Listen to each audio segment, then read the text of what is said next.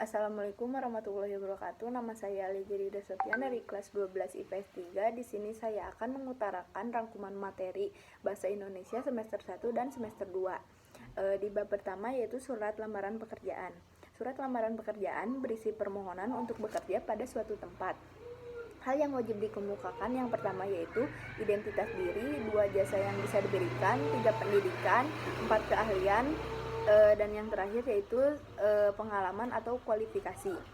Jenis surat lamaran terbagi menjadi 2. Yang pertama yaitu surat lamaran yang digabungkan dengan riwayat hidup dan surat lamaran pekerjaan yang dipisahkan dengan riwayat hidup. Sistematika surat lamaran kerja yang pertama yaitu tempat dan tanggal pembuatan surat, yang kedua yaitu lampiran dan perihal, 3 alamat surat, 4 salam pembuka, 5 alinea pembuka, 6 penutup, 7 salam penutup, 8 tanda tangan dan nama terang. Di bab selanjutnya yaitu menikmati cerita sejarah. Novel sejarah yaitu novel yang di dalamnya menjelaskan dan menceritakan tentang fakta kejadian masa lalu yang menjadi asal muasal atau latar belakang terjadinya sesuatu yang memiliki nilai kesejarahan. Bisa bersifat naratif atau deskriptif dan disajikan dengan hayalan pengetahuan yang seluas-luasnya dari pengarang. Struktur novel sejarah yang pertama itu orientasi, 2 pengungkapan peristiwa, 3 rising action, 4 komplikasi, 4 evaluasi atau resolusi, yang terakhir yaitu koda. Novel sejarah banyak mengandung nilai-nilai yang disajikan secara implisit dan eksplisit.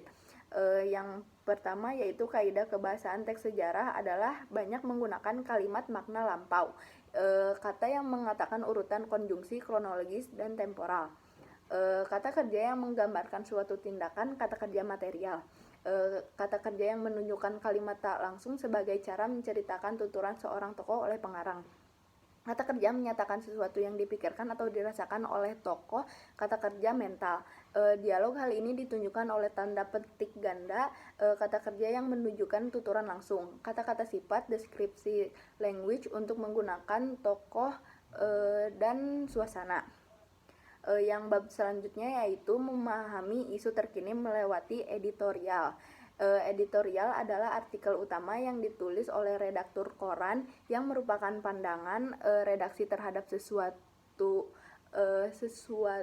peristiwa berita aktual sedang terjadi sorotan, fenomenal dan kontroversial menimbulkan perbedaan pendapat.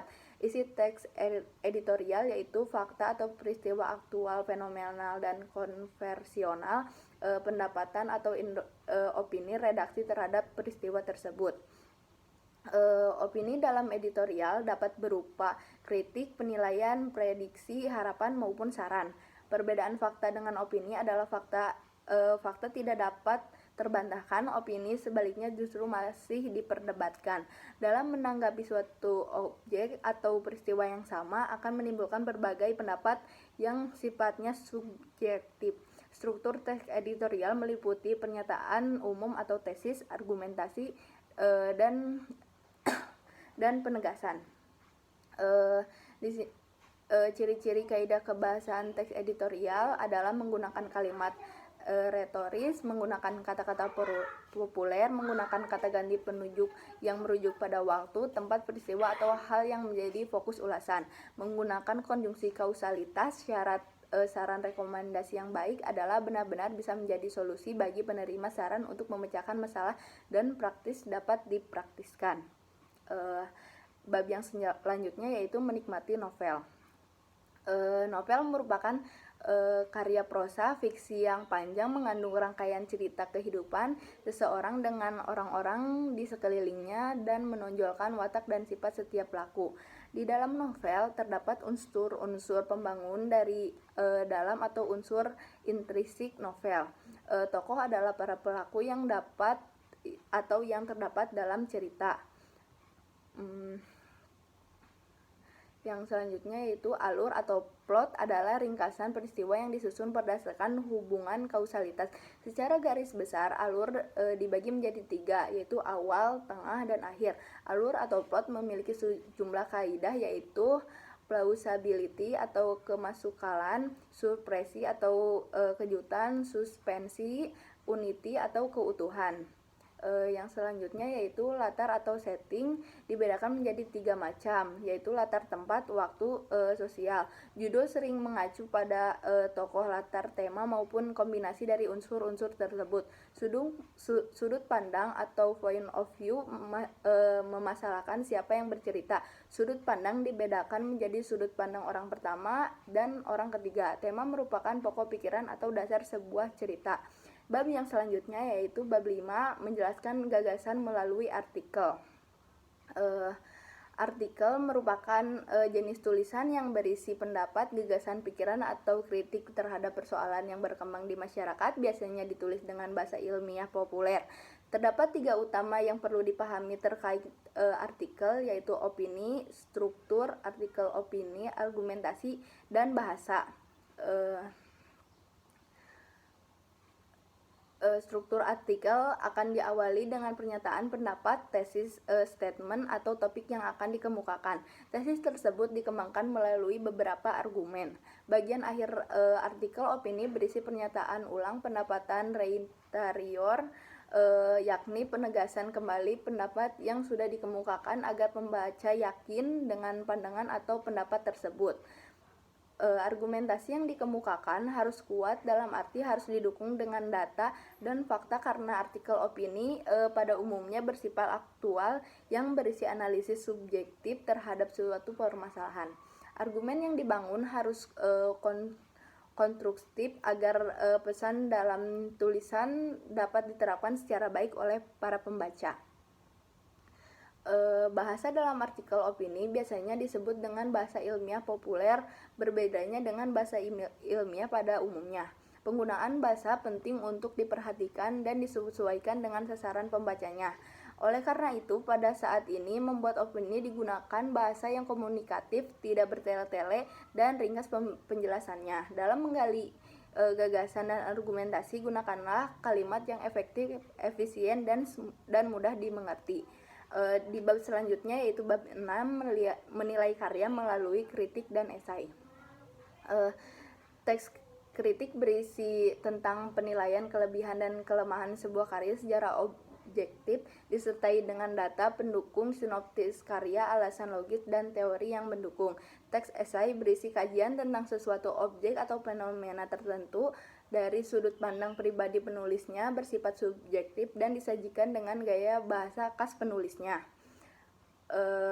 Perbandingan kritik dan esai dari segi pengetahuan adalah kalau kritik itu objek kajian dan karya, misalnya seni, musik, sastra, tari, drama, film, pahat, dan tulis. Sedangkan esai objek kajian dapat berupa karya atau suatu fenomena. Kalau kritik deskripsi karya, bila karya berwujud buku, deskripsi berupa sinopsis atau novel. Sedangkan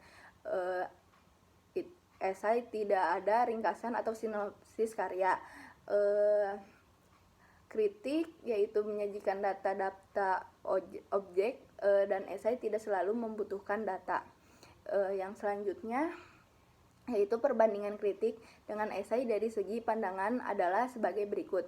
Kritik penilaian terhadap karya dilakukan secara objektif disertai dan alasan yang logis. Sedangkan esai kajian dilakukan secara subjektif menurut pendapat pribadi penuh di penulis esai. Kritik dalam memberikan penulisan seringkali menggunakan kajian teori yang sudah mapan, sedangkan esai jarang atau hampir tidak pernah mencantumkan kajian teori.